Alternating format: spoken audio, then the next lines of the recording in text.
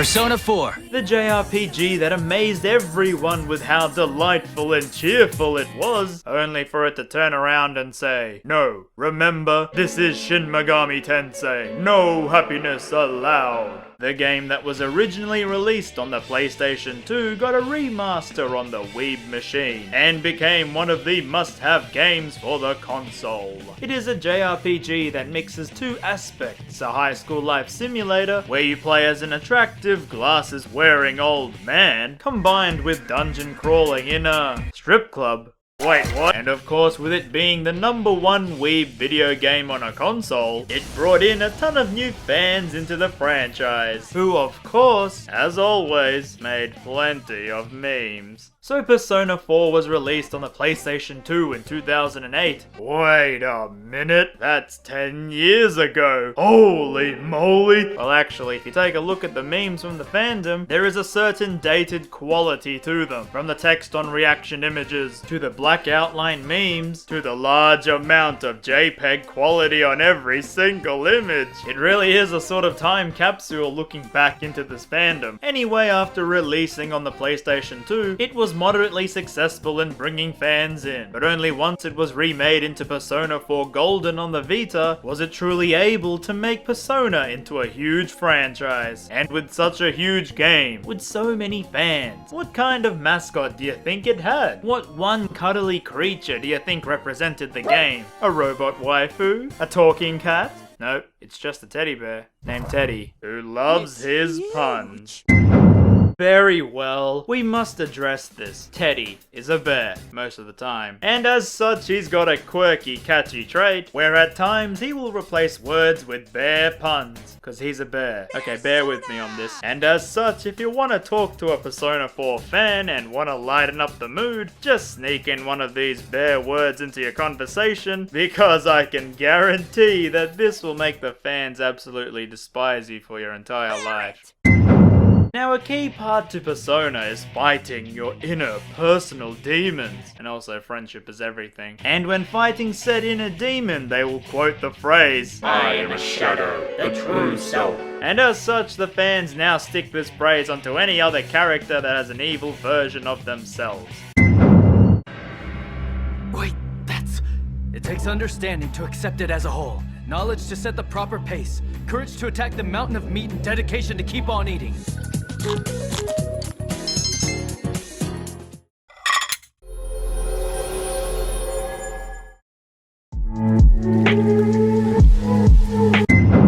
Now, the protagonist of Persona 4, Yu, Referring to me, that is incorrect.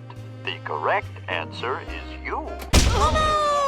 is a ladies' man and an absolute bro to everyone in the game. And as such, this led the fans to participate in an infamous GameFAQs thread about a day in the life of protagonist, the game. And in it you had things that Mr. Protagonist would do every half an hour, with a new activity posted by another user, and by the end you honestly had the weirdest schedule a person could ever have. All thanks to the teamwork of the Persona 4 fandom. Yes, all thanks to the Persona 4 fandom. And this leads into Chad Yu. For you see, this man is an absolute lad in everything that he does. He gets any girl and guy, and criminals cower before him. So the fans really lay it on, and now in any thread that you try and compare Persona 3, 4, and 5, you will get some variation of Chad Yu in the comments. And it also is helped by the fact that Persona 3 and 5 dancing sold less than Persona 4's one. The legend of Chad Yu lives on. So when you have a game that has a crazy serial criminal, you are always going to get spoilers from the Japanese release of the game. And as such, the fans of Persona 4 decided to counter this with the most effective image, that Nanako is the murderer. Okay, yeah, well, it didn't really work since everyone knows Adachi did it. I mean, just look at this face. Well, here he is, the big traitor and killer from Persona 4, Adachi. And due to his crazy nature, fans really loved shoving him into as many different memes as possible. Like seriously, you see an image of something evil and creepy, you can be guaranteed the fans have edited his face onto it. He didn't really have anything to define him until this one edited image, which came from a comic that you shouldn't read with your parents around. And of course, the edit barely makes any sense, but that didn't stop the fans in 2008 memeing it with hundreds of edits from other characters and other franchises. And what do you know, the Japanese got into memeing this edgelord as well. The Japanese? As just from one line of Adachi saying he only has enough money to buy a cabbage led the fans to label him as Adachi the cabbage lover. Cue the endless fan art and cabbage memes. My cabbages! Oh boy, we get to the spicy part with shipping in Persona 4. As with these harem games, you have a male protagonist and multiple female dating options. Now I know Yu has the gravitational pull of a super planet, but you only gotta ship him with one girl. And the most common favorite one is the fandom shipping him with Chie. No wait, it's actually Yukiko. No wait, it's actually Rise. No wait, it's actually... Okay, no, stop, this is too confusing. Alright, okay, let's see. Ah, yes. You have Kanji and Naoto, who are pretty much the only accepted couple in the fandom. Come on, have you seen how Kanji looks at her? So then, back to one of the main girls, Chie. Well, a lot of fans ship her with Yosuke, and this ship just calmly sails along the shipping seas until... in comes the gay ship with Protag and Yosuke. And out of all the Persona games, this is easily the biggest gay ship from the fans. And then you also have people who ship Chie and Yu, and now you got a trifecta for your shipping war. You're also forgetting that people ship Yukiko and Chie on the side as well. Jeez, with all of these ships, you might as well pair Yu with everyone. Oh wait, the anime already does that. You really love making this hard for the fans, eh? As the big boss company, you really gotta do something to stop this infighting with the fans. Please help us. Hey. You really like seeing the fans suffer, don't you, buddy? Alright, so since Persona 4 sold a lot of copies, it would only be natural for the reputable company of ATLUS to milk it to no end. So we got Persona 4 Golden, the remake on the Vita. But for the fandom to empty their wallets and buy the same game again, they would need to add in new features to tempt people. And that's where Marie comes in. One of the most controversial Persona characters to date. Fans would either love her to bits and say she's their favorite and how well she was implemented into the game, or that she's the worst thing next to Cabbage Man and how she ruined a perfect PS2 game. And the anime's depiction didn't really help either case. Speaking of which, the game got an anime. Twice. One animated by AICASTA, I don't know how you pronounce that. And the second one was animated by... I'm seeing double here.